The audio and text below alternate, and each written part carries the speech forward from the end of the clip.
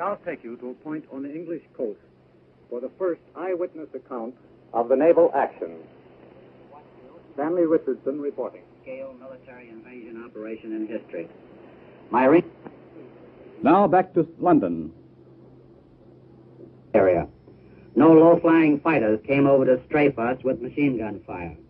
And no enemy vessels, not even one of their vaunted E-boats, came out to the attack. The officers and men with whom I rode wondered searchingly about this. They had been keyed up with some real German opposition, both from the air and the sea. Their trigger fingers were itching for a scrap, and they were a very disappointed lot at not getting it.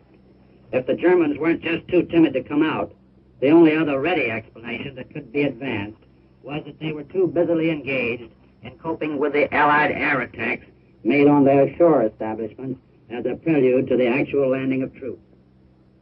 In the area we covered, we could see hundreds of bombers and fighters shuttling back and forth, dropping their bomb loads and returning to England for more explosives to blast the enemy.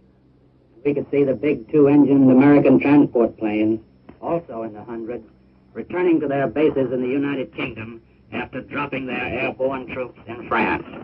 Yes, Jerry had a lot to keep him busy last night and early today, but as far as the naval phase of our activity was concerned, not a shot was exchanged with the enemy while I was on the scene. For that preliminary phase of the show, at any rate, it was all too incredibly easy. We left our patrol torpedo boat based in daylight to accompany the slower-moving light advance guard of ships which had to pave the way for the actual landing. One of our missions was to protect the Allied minesweepers, which cleared a wide channel straight to the enemy shore while troop transports and supply ships. Long lines of ships of every description were discernible on the skyline, literally miles of craft in even columns converging upon the area in the channel marked for the concentration point for the actual invasion.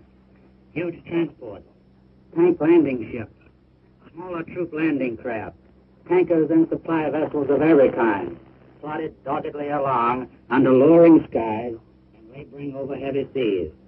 You people at home would have been thrilled to the bone to have seen all these American men, American ships, and American supplies sailing calmly into the action for which they had been prepared and trained for so many months. It was estimated that there were more than 4,000 ships of all kinds in the channel for this combined operation. By nightfall, we were nearing the French coast, and our watch tightened. But nothing happened. Even when a full, near moon, appearing fitfully from behind the clouds, gave our position away clearly to any enemy who may have been lying in wait for us. Then the fast and heavy combat ships moved up into position.